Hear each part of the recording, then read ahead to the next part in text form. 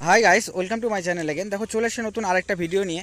তো আজকের যে ভিডিওটি, সেই ভিডিওটাতে আমরা মূলত যে বিষয়টা নিয়ে আলোচনা করব সেটা হচ্ছে যে অঙ্গনওয়াড়ি এবং অঙ্গনওয়াড়ি সহায়িকা যাদের রয়েছেন তাদের ইনসেনটিভ নিয়ে। তো ইনসেনটিভ নিয়ে যে বিষয়টা সবচেয়ে গুরুত্বপূর্ণ সেটা হচ্ছে, তোমরা অলরেডি জানো যে ইনসেনটিভের জন্য 250 টাকা এবং 500 টাকা করে দেওয়া হয়। মানে 500 টাকা করে অঙ্গনওয়াড়ি কর্মীদেরকে এবং 250 টাকা করে অঙ্গনওয়াড়ি সহায়িকাদেরকে দেওয়া হয়। তো এই ক্ষেত্রে যে আপডেটটা, যে সেখানে কিন্তু তোমাদের ইনক্রিমেন্ট হতে চলেছে। সো এই যে বিষয়টা উঠে আসছে বারবার করে, যে ইনসেনটিভের টাকাটা, কারণ দেখো বেসিক্যালি এটা ওঠার পিছনেও রিজন আছে। কারণ হচ্ছে কি, যেভাবে করে প্রতিনিয়ত জিনিসপত্রর দাম বেড়ে চলেছে, তো সেই দিক দিয়ে দেখতে গেলে পরে কর্মীদের এটা তো একটা বিষয় রইলো, তাছাড়াও কিন্তু কর্মীদের এছাড়াও যে কাজের যে চাপ, মানে ওয়ার্ক যে লোড, সেটাও কিন্তু বেড়ে চলেছে। ঠিক আছে, যার জন্য কি এই ইনসেনটিভের টাকাটা কিন্তু বৃদ্ধি হওয়ার একটা সম্ভাবনা তৈরি হয়েছে। তো সেটা আদৌ হবে কি হবে না, এটা আমরা এই ভিডিওতে ক্লিয়ার করব। এবং এছাড়াও আর যে গুরুত্বপূর্ণ বিষয় থাকলো সেটা হচ্ছে যে ভাতা।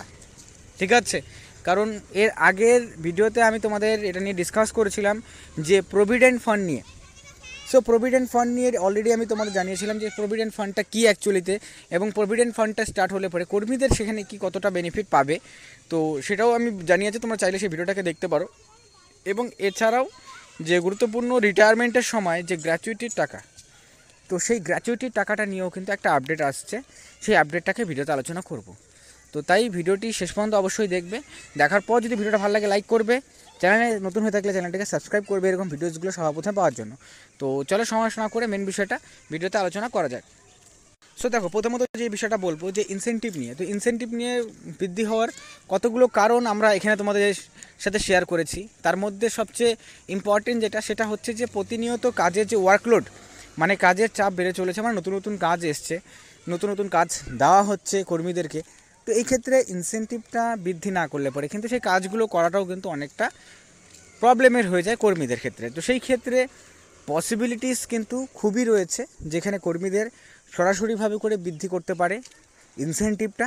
এখন করলে পরে কত টাকা বৃদ্ধি করতে পারে, দেখো যে কোনো জিনিসেরই বৃদ্ধি করলে পরে যেহেতু প্রেজেন্ট সিচুয়েশনের, মানে কারেন্ট যে মার্কেট ভ্যালু রয়েছে সেই অনুযায়ী কিন্তু বিষয়টাকে করানো হয়। হ্যাঁ ঠিক, সেই ক্ষেত্রে এই বিষয়টা অবশ্যই থাকে যে ওই লেভেলের কিন্তু হয় না যতটা এক্সপেকটেশন থাকে কর্মীদের।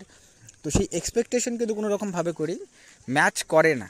কিন্তু তা সত্ত্বেও এই জায়গাটাতে কি হতে পারে, যেটা আমি তোমাদের জানাচ্ছি যে বিষয়টা, সেটা হচ্ছে যেহেতু কর্মীদেরকে দেওয়া হচ্ছে 500 টাকা করে এবং সহায়িকাতে দেওয়া হচ্ছে 250 টাকা করে, তো সেই জায়গাতে 500 টাকা করে অঙ্গনওয়াড়ি সহায়িকাদেরকে দেওয়া হতে পারে এবং 750 টাকা করে কিন্তু অঙ্গনওয়াড়ি কর্মীদেরকে দেওয়া হতে পারে। তার মানেটা হচ্ছে যে কর্মীদের 250 টাকা করে কিন্তু এই জায়গাতে ইনক্রিমেন্ট হতে চলেছে। ঠিক আছে, এখন কবে থেকে হতে পারে, সো এটারও আমি বলবো যে নতুন যে তোমাদের বেসিক্যালি যে ফাইন্যান্সিয়াল ইয়ার থেকেই কিন্তু এটা শুরু হওয়ার সম্ভাবনা রয়েছে। তার আগে পর্যন্ত কিন্তু, মানে এবার যে বাজেটটা হবে সেই বাজেটের মধ্যেই কিন্তু এটাকে অ্যালট করার সম্ভাবনাটা রয়েছে। বাট এখনই হবে যে এটা না, এটার জন্য একটু সময় লাগবে। কিন্তু এটা next year, by next year মানে 2025-এর ফার্স্টেই কিন্তু তোমাদের এটা কিন্তু ইনক্রিমেন্টের নোটিফিকেশনটা সরকারি তরফ থেকে কিন্তু রিলিজ হওয়ার সম্ভাবনাটা প্রবল রয়েছে। এবং সেই জায়গাতে যদি এটা ইনক্রিমেন্ট করা হয়, তো সেক্ষেত্রে কিছুটা হলে পরেও কর্মীরা কিন্তু বেনিফিট পাবেন। ঠিক আছে, এবং এছাড়া শুধুমাত্র এটাই নয়, এছাড়াও রয়েছে কর্মীদের প্রভিডেন্ট ফান্ড, কারণ যেটা খুব দরকার। ঠিক আছে, প্রভিডেন্ট ফান্ডটা স্টার্ট করলে পরে কর্মীদের কিন্তু অবশ্যই সেখান থেকে তারা বেনিফিট পাবেনই।